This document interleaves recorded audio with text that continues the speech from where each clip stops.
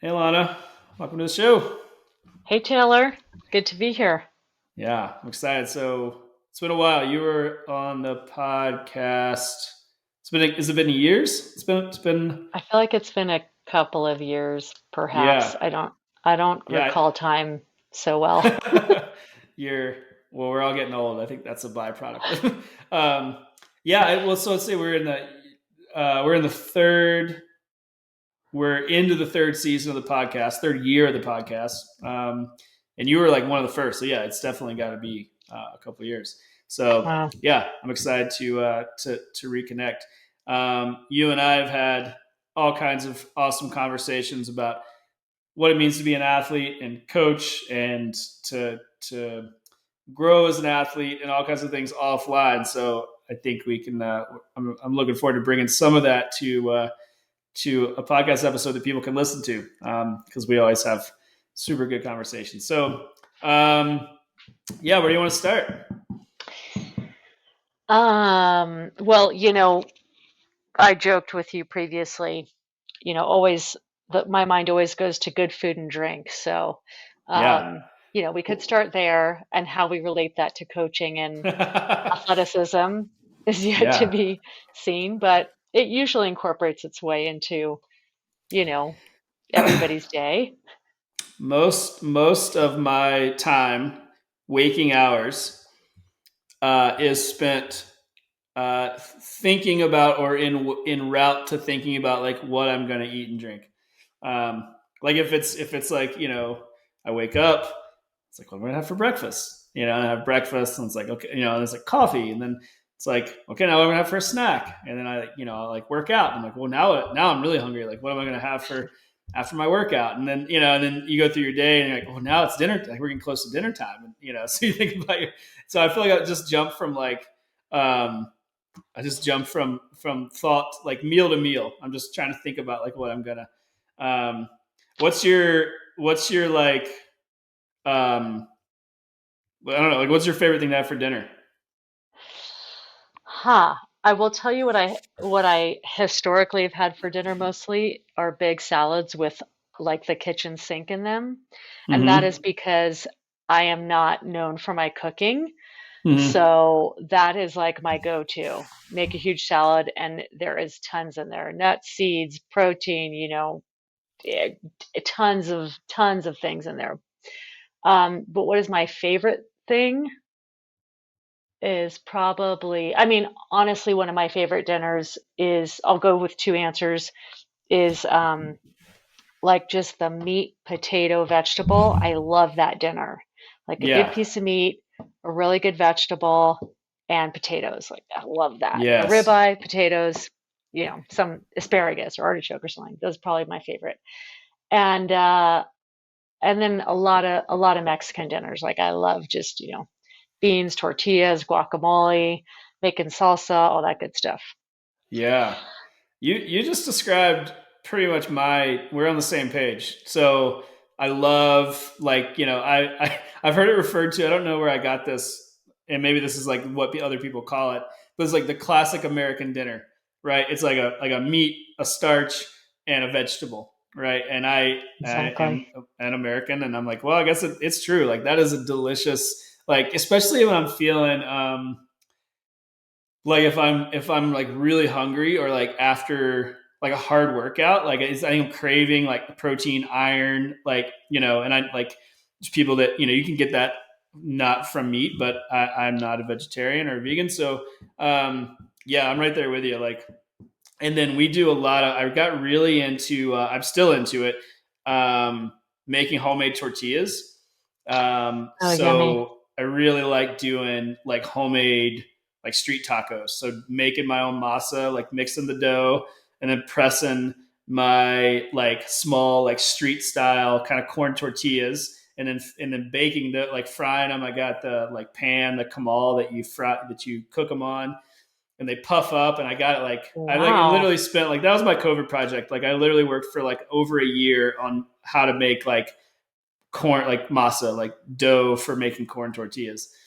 And That sounds yeah, really amazing. I'd yeah, love and then to like, amazing. We'll do a try FaceTime. that. I'll Yeah. show you like um, yeah, so I love like Mexican food, Latin food, tacos. We do homemade tamales.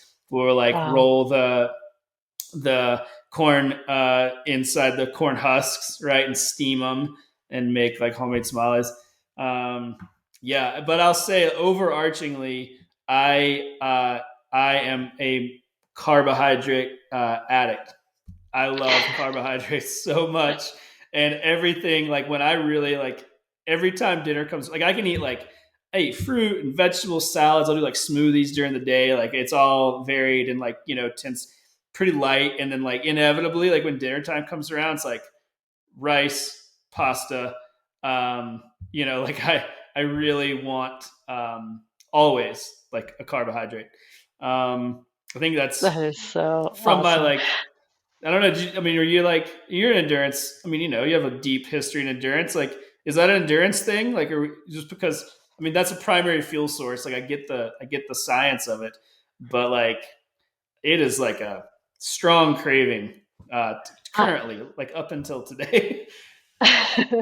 well, I have to say my cravings, what I really like a lot all the time, always, and it spans all different food parts of the meal, is I really like fat, salt, and protein. So like Mm-hmm. I'll usually like I'll just start with one of my favorite things in the world are scones. And I don't really like jelly beans. Like I'll eat them if I don't know. Sometimes I'll be out in the backcountry with friends and they have jelly beans or sour gummy things. I'll eat those, but those aren't my go-tos for sweets or desserts or like a breakfast. It's always got to have fat, not too sweet, but like I'm good with savory, I'm good with some sweet. So like a scone would be a good example of the kinds of foods I gravitate toward. And then same with meals, I'm usually like craving a protein and then the meal is designed around it. So then it's like, okay, now I'm going to add an apple to it, or whether it's peanut butter or a piece of meat or nut seeds or hummus, like it just has to have substance. Like that's just Yeah, me. I like food and eating food and like density, fat, like fulfillment, like yeah, satiation. yeah. So I, that's I'm just, yeah, I'm right there with you. Like when I eat, like I want it.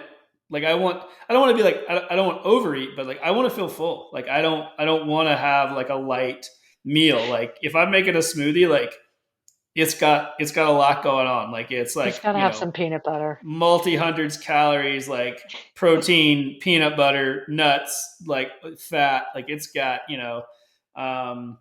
vegetables in there, everything, but like it's a real deal, right? Like it's not like a green drink. Like I don't want anybody listening to get the wrong idea. Like it's I a it's know. it's a meal.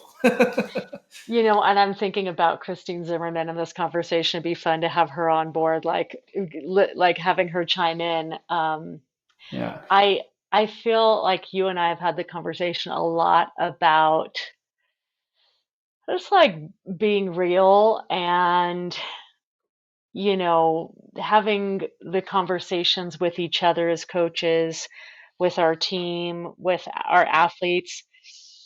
Like there is no perfect way. There's no such thing as perfection, and that we are all like that just to be real, just to as coaches, what are we eating?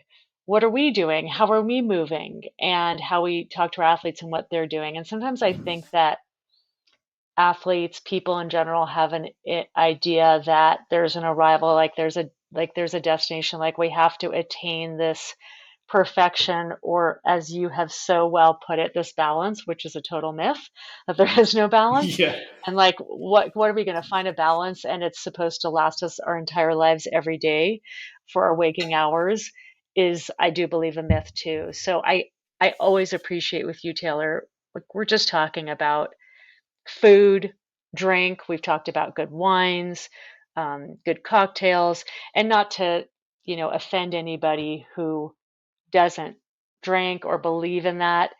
I just feel like we all get to have our ways and enjoy ourselves, and that's part of just living kind of a full experience with everything we're doing, with our athleticism, with our endeavors, Right. and I, bringing fun into it. Yeah. yeah. It's a great point. I think for me, like what comes to mind when you say that, and I hadn't really thought about it. Like I've said, like I've connected to different parts of that, but bringing it all together is like I think for me it's I really enjoy the engagement piece. Like I want to be really engaged in like what I'm doing. Like I love to experience a meal, right? Like I truly enjoy like spending time thinking about how to make that thing, right? And then like and even if it's like simple, like even if it's like macaroni and cheese or whatever, I'm like how's it gonna happen? Like, what ingredients am I gonna use? Like, what's it gonna? And then to that end, like, I enjoy like the experience of pairing that with a drink, right? Like, for me, I get a lot of joy out of like wine or like different cocktails. Of course, you and I have talked about this. Like, it's not every night. Like I think you said, like not drinking on school nights, right? Like I go to bed early. Like I get up early. Like I want to be clear headed. I understand the science behind alcohol consumption and these types of things, but there is an engagement there that is important, and I apply that to my athleticism as well. Like I really want to. I enjoy immensely being engaged in that process, right? Like what's it gonna even the shitty parts, even when it's like, oh man, like I'm pressed for time, it's hard. All the struggles that everybody has, like that part of it almost keeps me more engaged because I'm like, oh now I have to work for it, right? Like it's almost better if it doesn't like fall in your lap, right? I think there's real value in having like some friction. I know that makes it hard, like to get it done and to make time and all the things that people have. But yeah, like I don't know, that just came to mind when you said that. I was like, man, I really that's like a thread for me. It's like and I don't do a great job every day. Like there's times when I'm just like hanging on by a thread, right? And I'm like busy and tired and sore and whatever. But like I try to like show up and be really engaged, and I that's where I get a lot of joy. But I apply that same like intensity to most things in my life, right? Where it's like to like whether it's a cheeseburger or training for like an ultra distance race, like they're the same to me, right? Like I'm like I'm in, like let's do it. Um, You, yeah, you are, and we've worked together for quite a few years now, and I I appreciate those very things about you so much, and it spans out to our team and what we're doing, and I really connect with what you were saying about even struggles, kind of being in the experience and being present with it as much as you would be in something that's bringing you, a real high, a real joy, and also ease.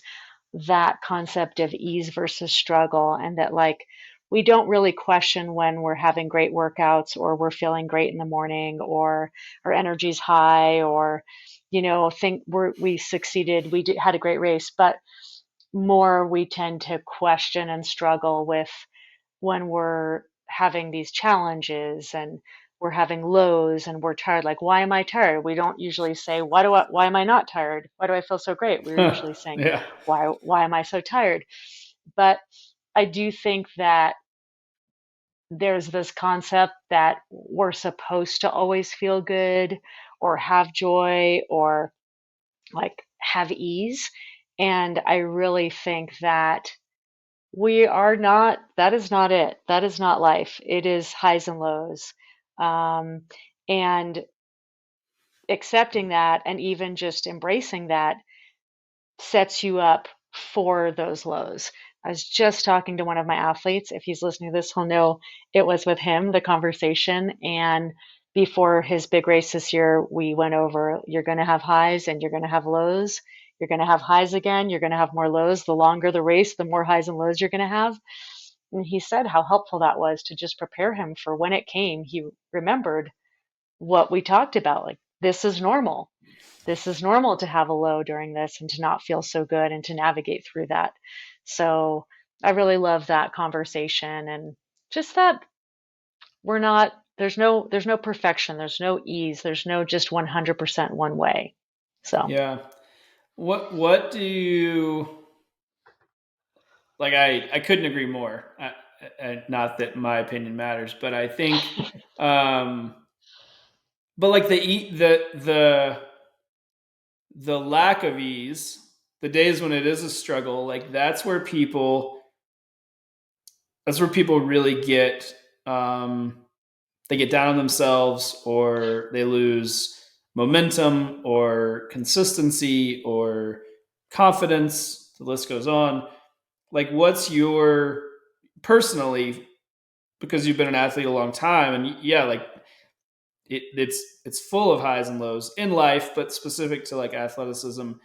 So like, what's your, how do you get through the lows? Like when because I feel like maybe you feel differently, or like there's more, there's less easy days, right? Like I think we want that narrative to be much different than it really is. We think like, well, most, I'll feel great most days, and then I'll have a few speed bumps. I really feel like in my personal experience as well as with athletes, it's probably the inverse, right? Like yes. unfortunately, like you have more days where things are like, ugh, like, I don't, this is not good. I'm tired. Life's getting the best of me. Responsibility, whatever. So like, how do you, like, what's kept you in it? Like, let's, assuming, saying that like most of these days are not that easy. Like, how have you stayed?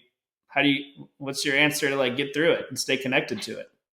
Well, I think that that is the first point, which is those expectations that you're supposed to feel good all the time. So, like Mm. you just said, understanding that you're probably going to feel not 100% most of the time, and then you're going to have those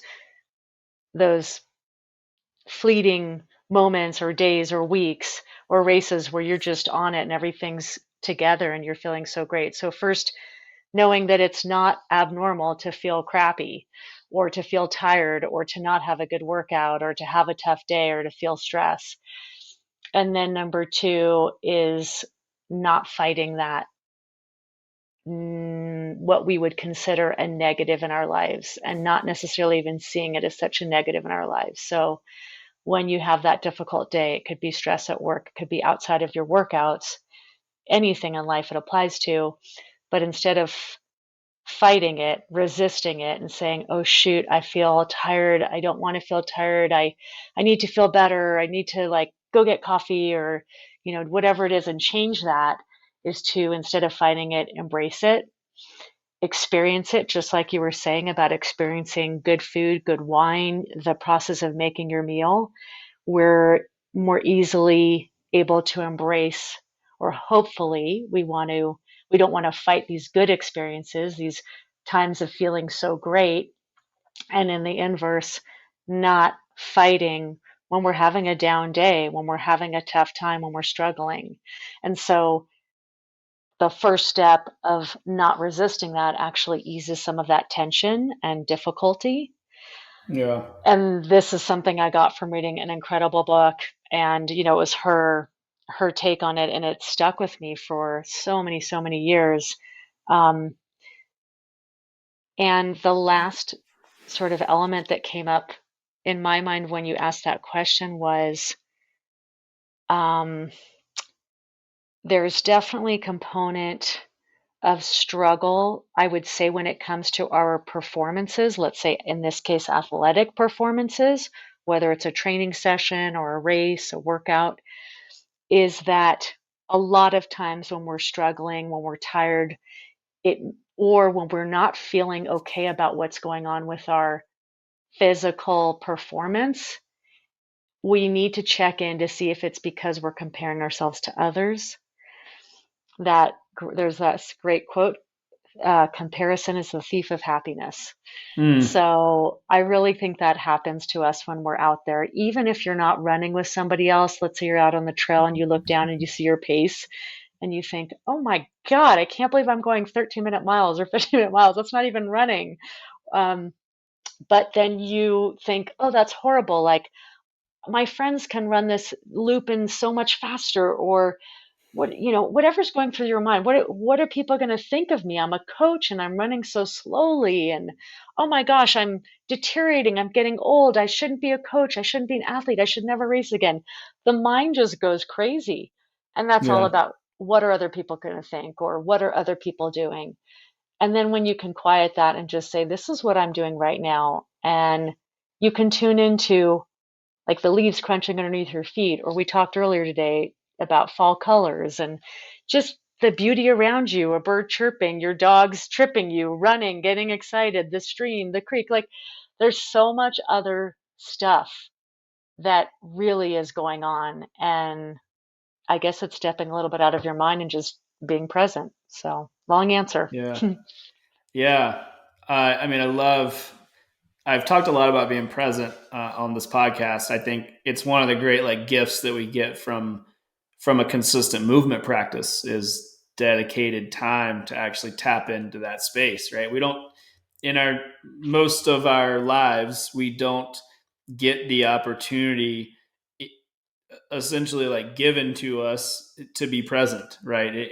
And I think exercise really serves as a great opportunity that is in a sense kind of handed to us, where your only job is to be present, right, for your body to check in with yourself, to understand in that workout or in that movement, however you're engaging in that practice, um, to just you just have to be there, right? It doesn't really serve you to be anywhere else, right? Because you can't do anything about it, right? Like if you're like, oh man, I wonder what's going on with this email, like I mean, I guess if you're like on a stationary train, I mean, I've certainly done it. Like you can send an email, but like, the point being is it just that you can't do much else other than be in that space, right? Absolutely. And I think that um, there's a real opportunity there. Like I think that's one of the great almost like side effects, right? I talk about like side effects of exercise all the time.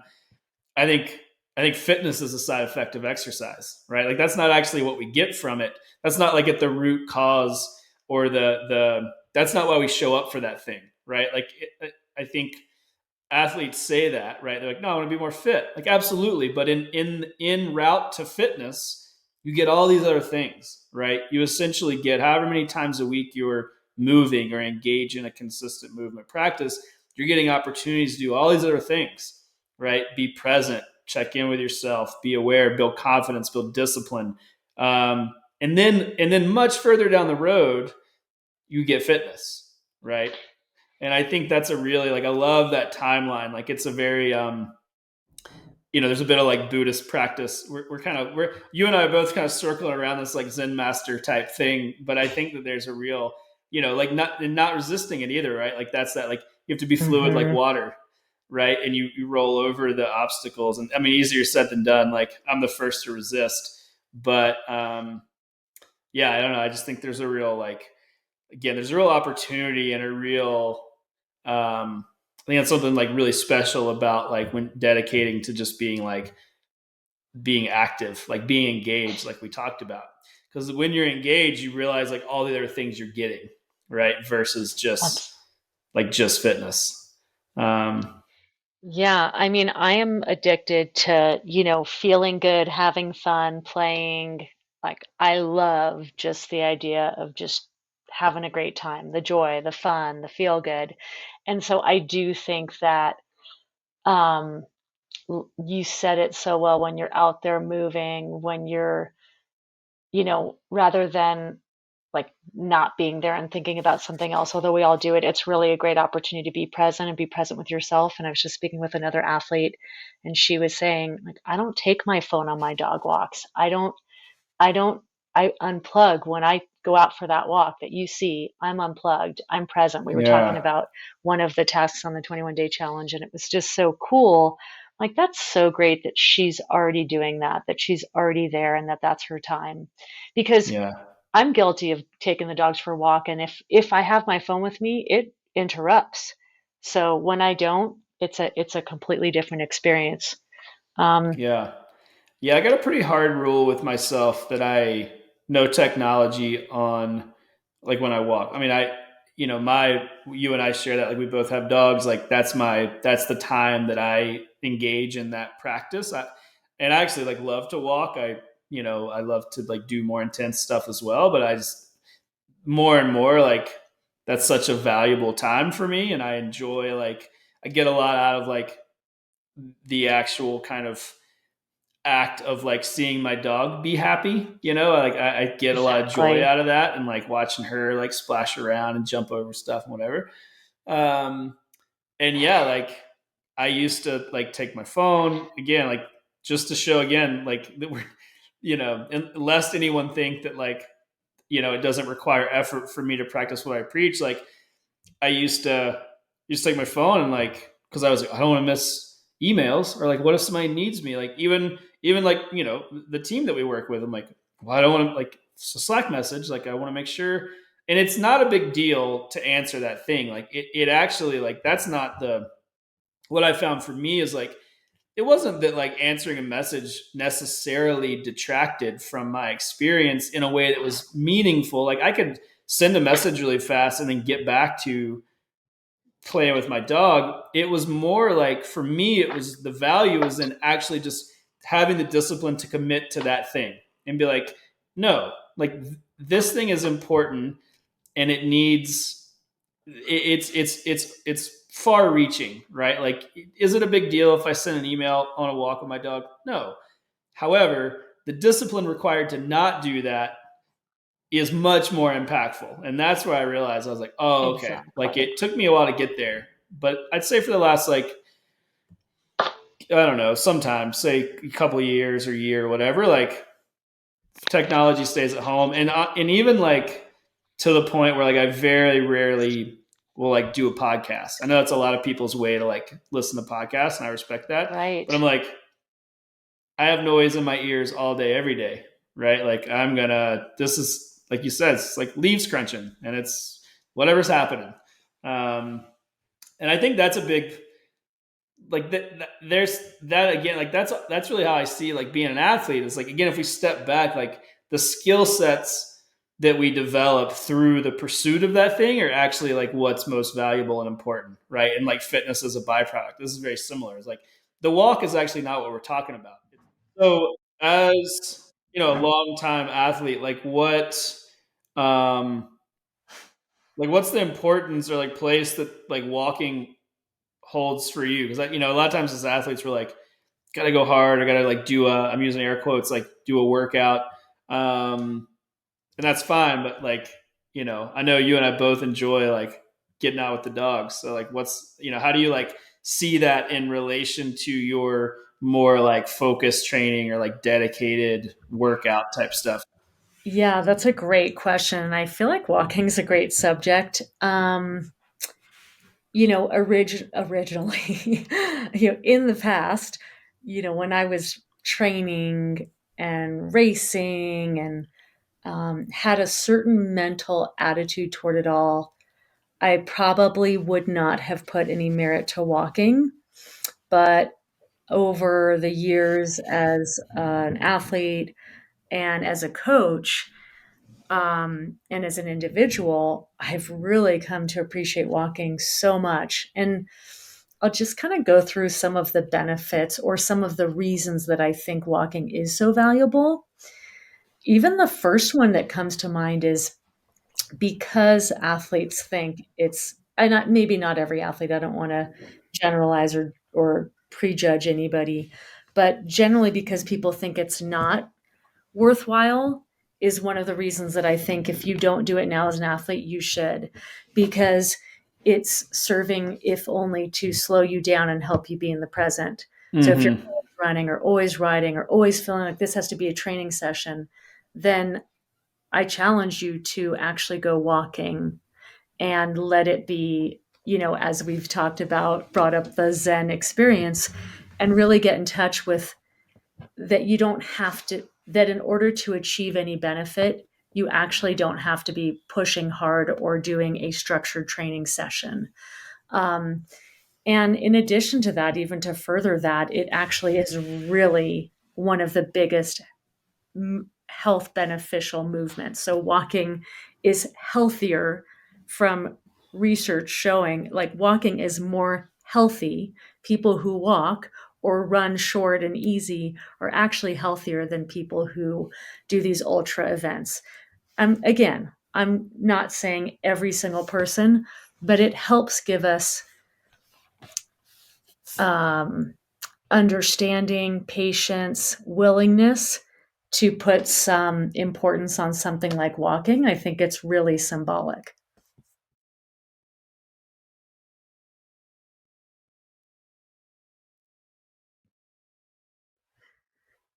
In addition, I think that um, one of the best benefits of walking relates to running.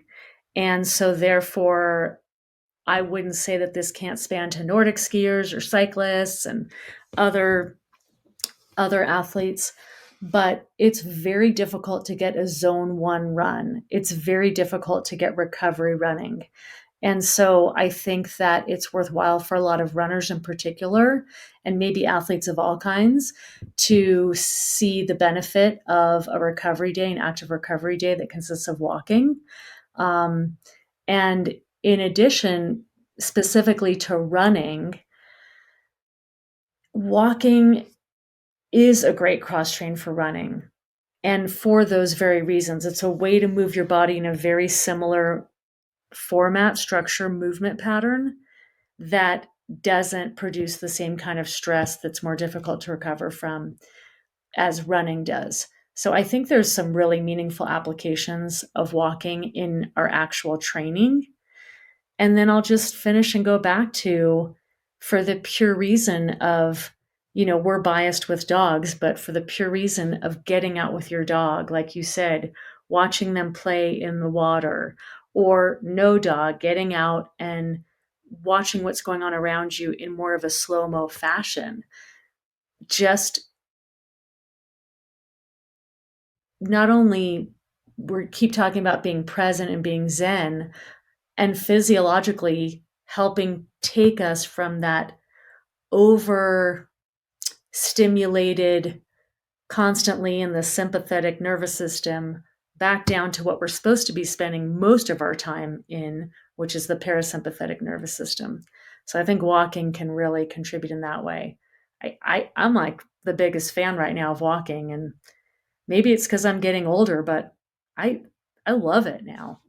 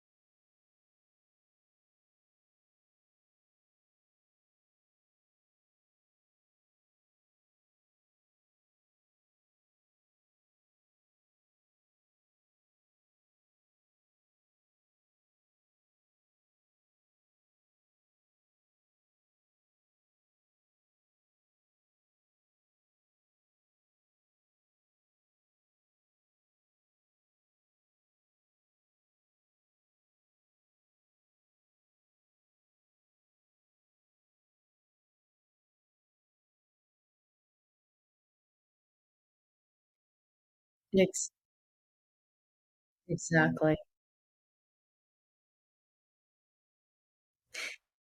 And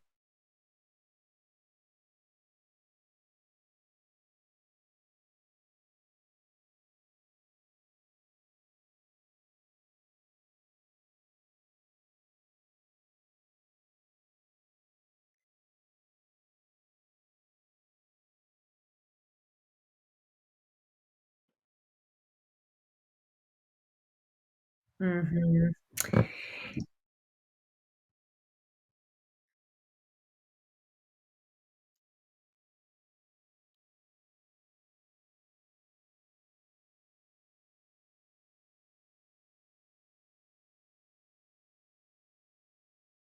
Yes. No, I was not always Zened out. I'm currently still not always Zened out. I would love to be always Zened out. I'm going to practice being present so as much as I can to get Zened out. But that being said, walking, this maturity is really like that's a good term for what I feel like I my opinion is about walking. And it goes back to something we were talking about earlier when you expect like, oh, we should be feeling good all the time. We should be having, we should be increasing our speed and improving and getting stronger and fitter and faster. And I'll just specifically say like in the realm of getting faster, stronger. Because and as it relates to walking, I'll just say one of the things that it introduces to us is the ability to fully recover. So, sleep, nutrition, fueling, rest, de stressing, walking, giving ourselves a true active recovery day. If we're going to do an active recovery day, not a passive recovery day, you brought up mobility. And when I was able to make that shift as an athlete, I had the biggest realization I had ever had, which was without this recovery, I'm just going to be overtrained and feel like crap all the time. When I was actually able to rest, and I'll use walking as a representation of toning it down and taking rest. Rest days, two rest days in a row, including passive rest days. There's an article that just came out about, I could be wrong, but I think it was the Norwegian who just won Ironman. And if it's not him, it's another incredible athlete who just won something. And they were talking about how they every single week take two rest days in a row. And so my experience when I finally was able to take rest as an athlete competing, I finally felt what it was like to feel strong and have great days. Especially in the beginning when I first started training and racing, I had a lot of great days. I it just worked out really well because I think you're a little bit more organic. But then as I got more serious into training and racing, I fell into the tendency of overtraining. And so something clicked at some point after a few years of doing that, of overtraining, and it was really specifically a result of feeling for the first time in many years recovery days, rest, and then feeling that translate into like fabulous, strong, fast, excellent, high days out there training. So, I'll just take that whole walking theme into that approach too. Like, yeah, you're going to have more bad days, and there's lots of struggles, and we need to expect that. And you can actually open up space for some incredible days if you learn how to rest, recover, take care of yourself, be present, whatever that means. Yeah.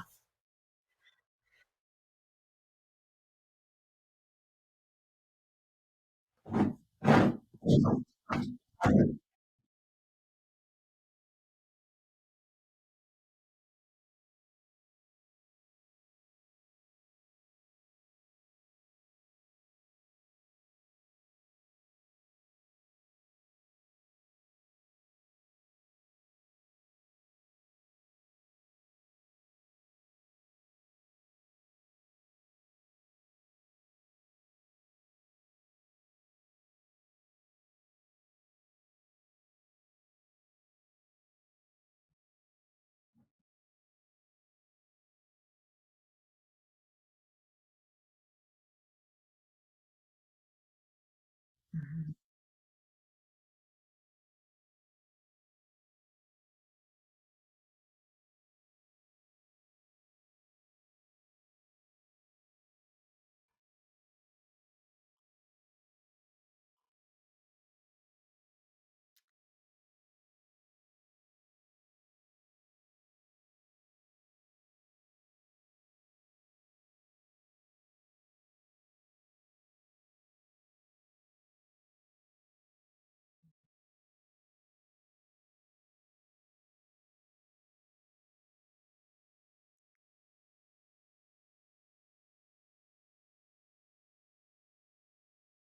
Definitely.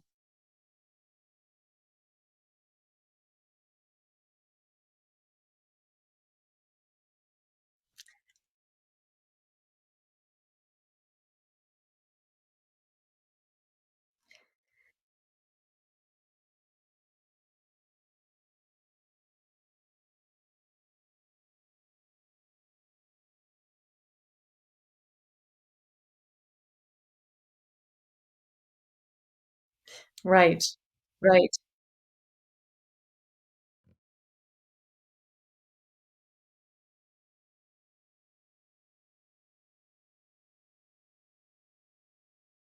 Uh-huh.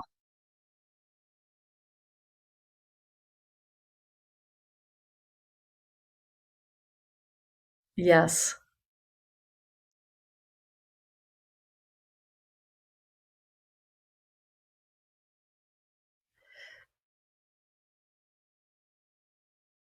Yep.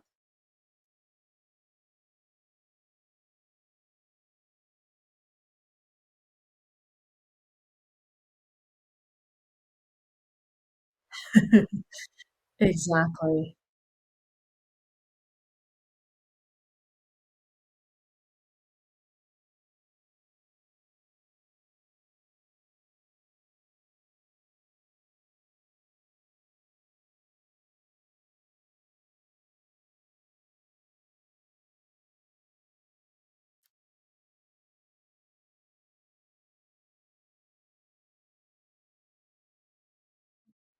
And we're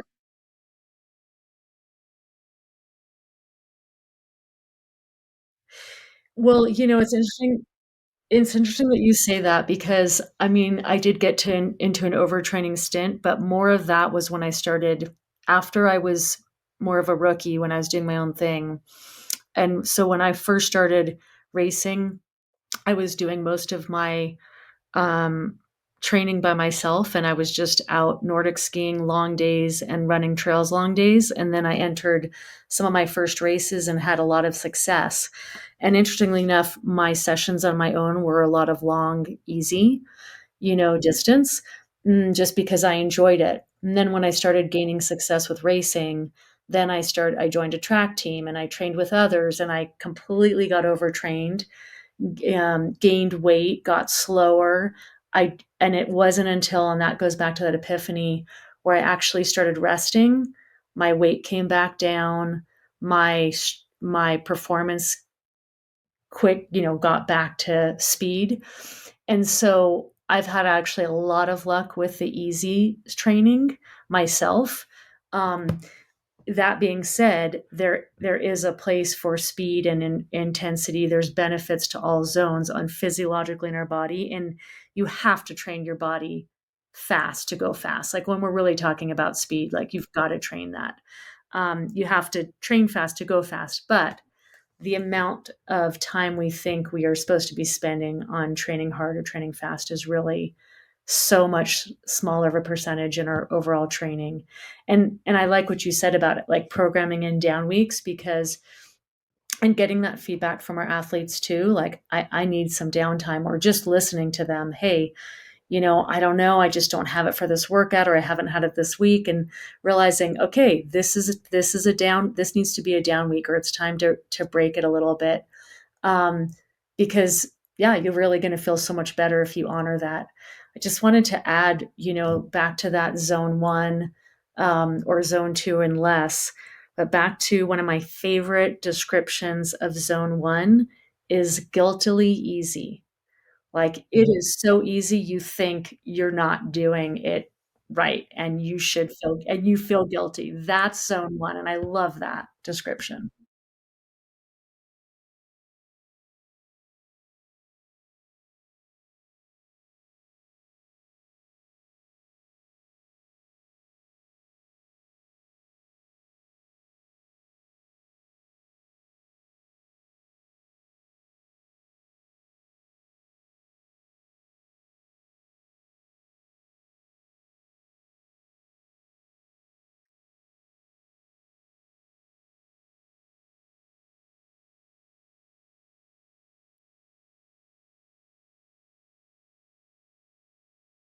Nice.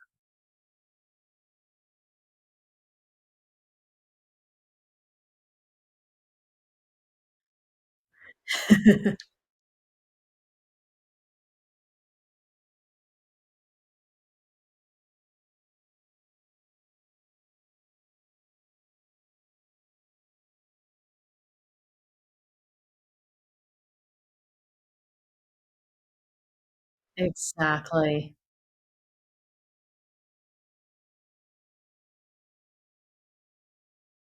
Exactly.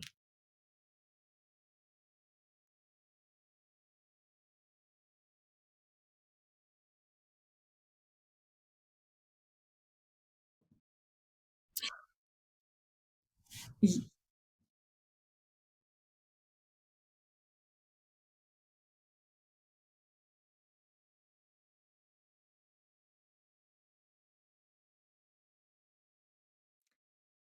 w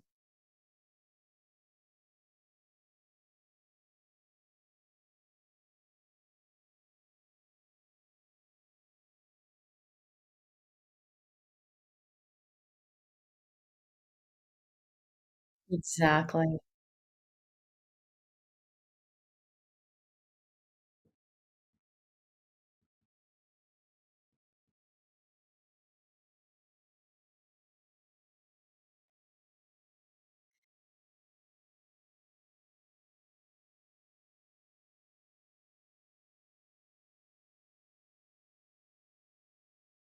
Absolutely.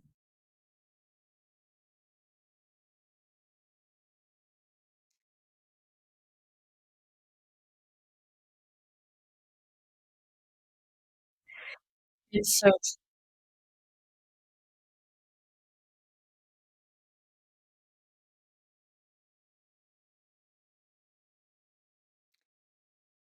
Yeah, I mean, so many thoughts around that and in agreement about the workouts that it's like we maybe we're in a world that's like, "Oh, the latest and greatest, try this." And I read it all the time, groups putting out, "Oh, these Ironman athletes are doing this workout, and this is what they do in the pool, and then this is what these coaches are given, and then you should really try this." And sometimes as an athlete or as a coach, I think, "Oh my goodness, wow, those are probably incredible workouts. Like I should be really like I'll grab him and I'll save him and I'll apply him." And I'm in agreement with you about that sexy factor that one of the that we're really responding to some level of consistency and focus, and that means it's not gonna be exciting and new all the time, but you're taking that same workout, 2 by 10, 3 by 10, tempo, sub-threshold, whatever it is, and you're building on the power range, or you're building on the duration or the repeats, or you're keeping it the same and trying it again and seeing, have you adapted?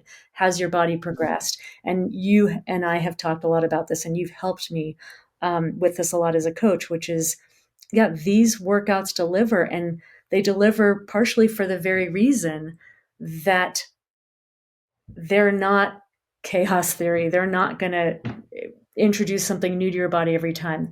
There's this power of adaptation, and we can't adapt if we're always changing. There's you're not keeping things stagnant, but you're not really always changing. You know, and it's interesting because, you mentioned the type of workouts you gravitated to as a coach and as an athlete, and back to feeling good on workouts and feeling crappy on workouts and working, training alone and training with others and comparing to others.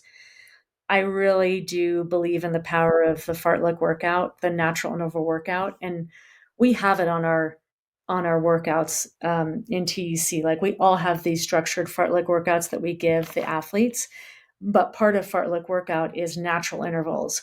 So, for example, I'm on a trail or I'm on my bike and I hit a hill and I feel good and I challenge myself to push myself as hard as I can to the top of that hill, or from snow stake to snow stake, on a run. And then I recover on the downhills. And then if I'm feeling it, I'll repeat it again when I'm feeling it. And I've had really great success doing that on my own. So when I'm out there and I'm going for a run and I feel good, I go with it. And it's like, okay, I'm pushing myself right now and I'm pushing myself for as long as it feels good. And when it doesn't feel good, I stop. So those are some of my favorite workouts. The other workout idea that came to my mind when we were talking about zone one guiltily easy is, we want to benefit. We don't want to waste our time. And I think our point is you're not ever wasting your time. It's all bringing you into something that's going to be helpful. One of my athletes just mentioned for her swimming, she said, I'm always talking about getting faster. And I really think I'm just going to focus on technique right now. And she's an advanced swimmer. She's an amazing swimmer, an amazing athlete. And it was just so cool to hear her say that. And that's a great way to bring zone one workouts or percentages of your training into zone one or maybe zone two, is to just focus on technique. Not only does it give you those easier intensities that really help your entire physiology, your aerobic endurance, is that it also gives you technique is going to take you so much farther in these technical sports, swimming, Nordic skiing, running, even your cycling. And so it was really cool to hear her say that. And I do love form work. And so that's another area to explore to keep you into zone one, is like, do your drills, do your technique work, do your warm up drills for running. So those are,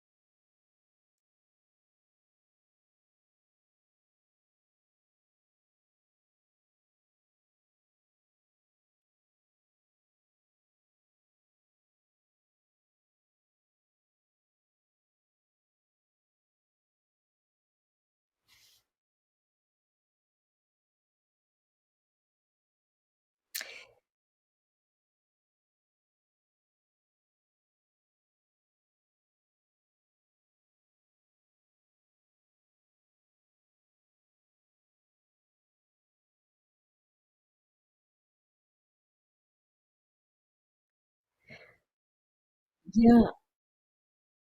Well, I love that you brought that up because it brings in, what generally for athletes, it's something that they know they should do or they've been told they should do, but it doesn't have the same priority as their sport training.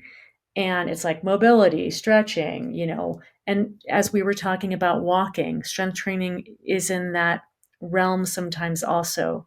And I think when you experience it, and fortunately, I've had some great feedback from athletes who either started strength training or leaned more into their strength training and have seen how it's produced results in their sport and how they feel.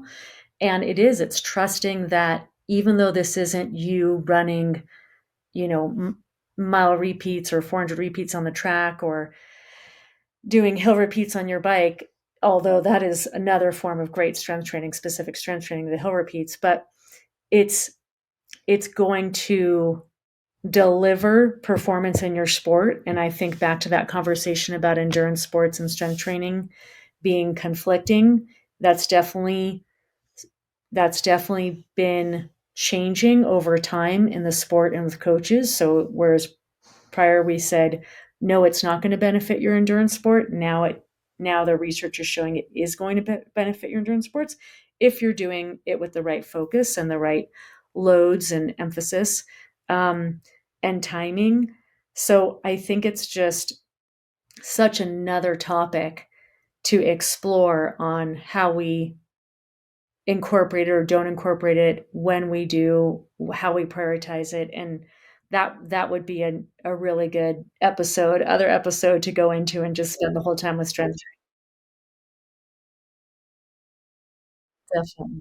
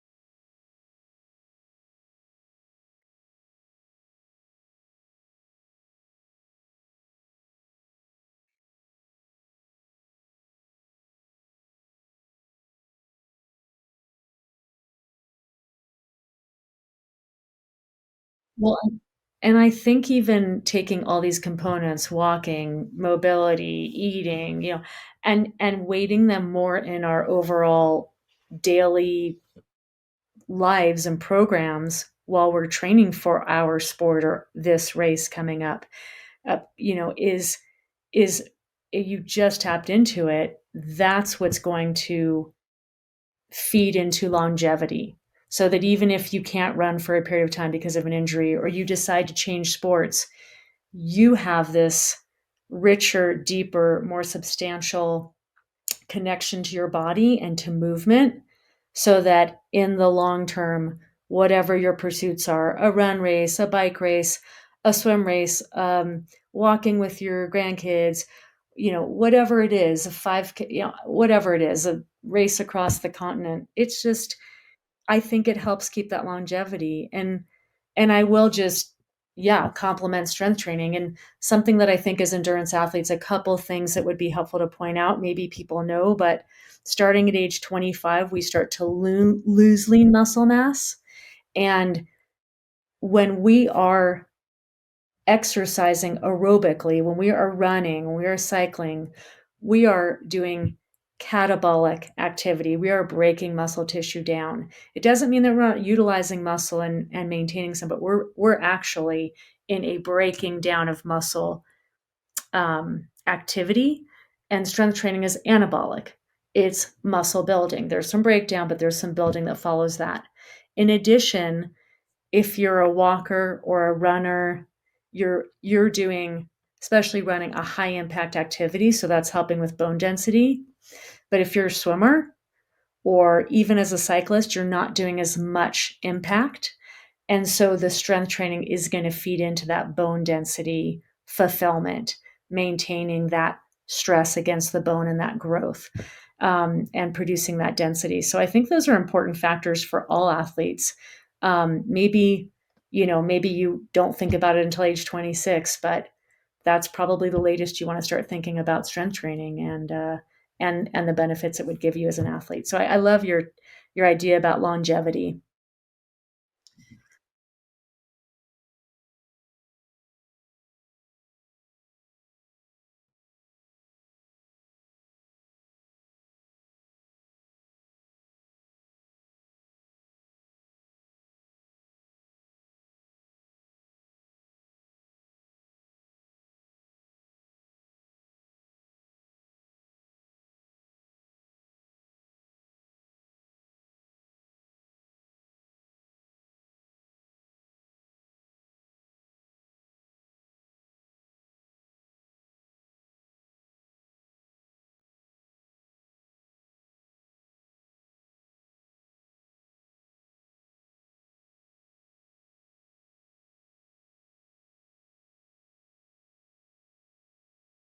Exactly.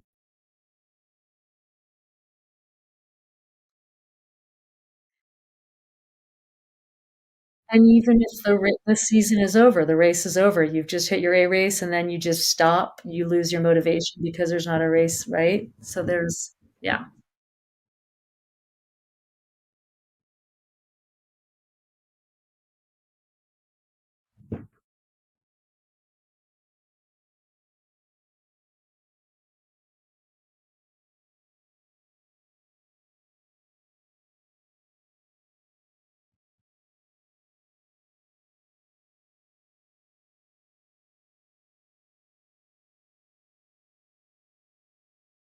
yes.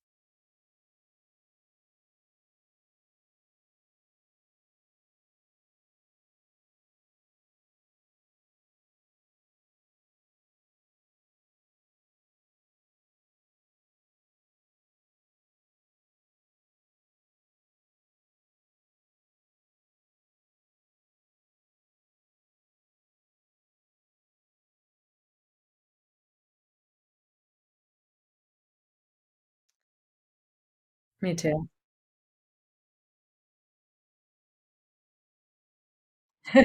Back to walking.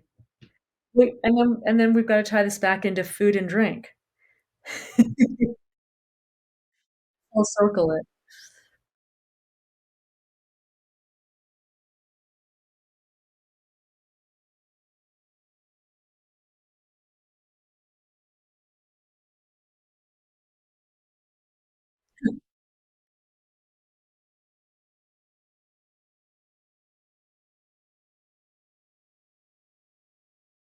Yeah, well, exactly. Fuel and enjoy and be present with that experience as well, that it really is all part of it too. I mean, you're you did. You're nourishing your body.